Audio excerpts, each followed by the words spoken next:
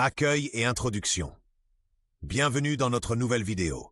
Aujourd'hui, cap sur la BMW K1200 GT. Nous passons en revue ses points forts, ses points faibles, et vous disons clairement pour qui cette GT est le compagnon idéal. Présenté par Motorize BD, le numéro 1 des pièces détachées neuves et d'occasion. La K1200 GT marie le confort des longues distances à une vraie rigueur sportive. 4 cylindres soyeux, transmission par cardan peu exigeante en entretien et carénage intégral au dessin aérodynamique soigné. Les équipements de voyage sont souvent au rendez-vous. Bulle à réglage électrique, poignée chauffante et système de bagagerie harmonieusement intégré. Un détail qui séduit d'emblée, le train avant dual lever, qui limite quasiment toute plongée au freinage et maintient la roue avant parfaitement en ligne. Ajoutez à cela un réservoir de 24 litres pour une véritable autonomie d'étape. Trajet quotidien, col alpin ou marathon d'autoroute, on vous explique quoi regarder pour choisir, acheter et entretenir cette GT routière et quels millésimes sont particulièrement recommandés. Historique et évolution. Quand BMW présente en 2003 la première K1200 GT, elle dérive de la K1200 RS. 4 cylindres montés longitudinalement de 1171 cm, grande bulle, guidon confortable, valise de série, produite jusqu'en 2005. En 2006, tournant décisif, nouvelle plateforme K, désormais un 4 cylindres en ligne monté transversalement de 1157 cm, nettement plus compact et plus vigoureux. Des jalons techniques s'y ajoutent. Dual lever à l'avant, paralever sur la transmission par cardan, et en option le réglage électronique de suspension SA, à l'époque une vraie première dans le segment des GT. De série à bord, ABS intégral, à partir du millésime 2007, le servo-frein disparaît, rendant l'ensemble sensiblement plus harmonieux. Des équipements de confort comme la bulle électrique, l'ordinateur de bord, les poignées chauffantes, et bien souvent, le régulateur de vitesse asseye sa vocation de grand tourisme. En 2009, la K1300 GT prend le relais. Ainsi, la K1200 GT fait le lien entre le Flying Brick et la génération high-tech, en quelques années seulement, avec une évolution nette vers plus d'agilité et d'électronique. Caractéristiques techniques. Sous le carénage, un 4 cylindres en ligne monté en travers de 1157 cm délivre 112 kW, soit 152 sèches à 9500 min, et 130 Nm à 7750 Min. Une boîte à 6 rapports au fonctionnement soyeux transmet la puissance à la roue arrière via le cardan paralever. À l'avant, le dual lever guide la moto et assure une stabilité imperturbable lors des gros freinages. Le système de freinage, fiable, s'appuie sur 2 disques de 320 mm avec ABS intégral. La base du châssis est un cadre en aluminium à double poutre, avec des roues de 17 pouces chaussées en 120-70 à l'avant et 180-55 à l'arrière. Plein fait, la balance affiche environ 2,67 kg, le réservoir contient 24 litres. Équipement électronique. En option, l'ESA avec mode confort, normal, sport et précharge réglable, ainsi que l'antipatinage ASC. Un détail qui compte pour les gros rouleurs.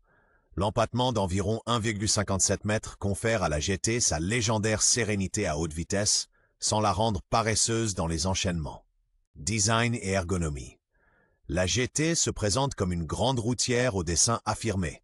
Carénage intégral anguleux, aérodynamique soignée et bulle à réglage électrique en continu, qui revient automatiquement en position initiale lorsqu'on coupe le contact.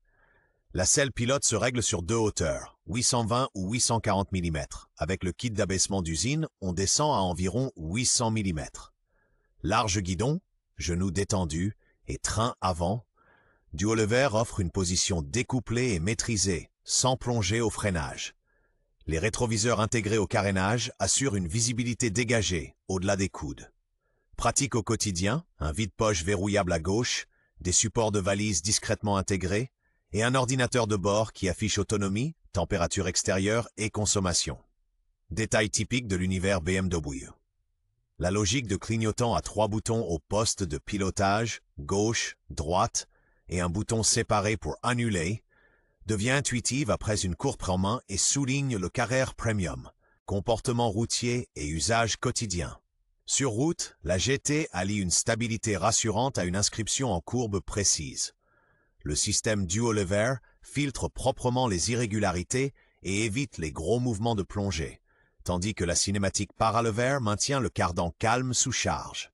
Avec l'ESA, amortissement et précontrainte passent du confort au sport d'une simple pression sur un bouton, et la différence se ressent même à deux. Le 4 cylindres reprend souplement dès les bas régimes et prend ses tours librement jusqu'en haut. Les dépassements se font sereinement. Le double disque à étrier fixe 4 pistons mord avec précision et se dose aisément. Au quotidien, on profite d'une vraie protection au vent et aux intempéries, ainsi que du réservoir de 24 litres qui permet 350 à 400 km bien réels. Un détail très pratique. La bulle s'abaisse automatiquement à l'arrêt, précieux en garage et lors des manœuvres. En ville, son poids demande de l'anticipation. Même chargé, le châssis reste neutre. Ceux qui font souvent la navette apprécieront le régime détendu en 6e. Points forts et atouts.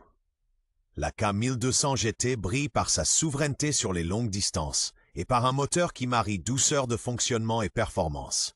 Ses 152 chais et 130 Nm offrent de belles reprises, tandis que Duo Lever et Paralever assurent une stabilité de cap exemplaire et des besoins d'entretien réduits.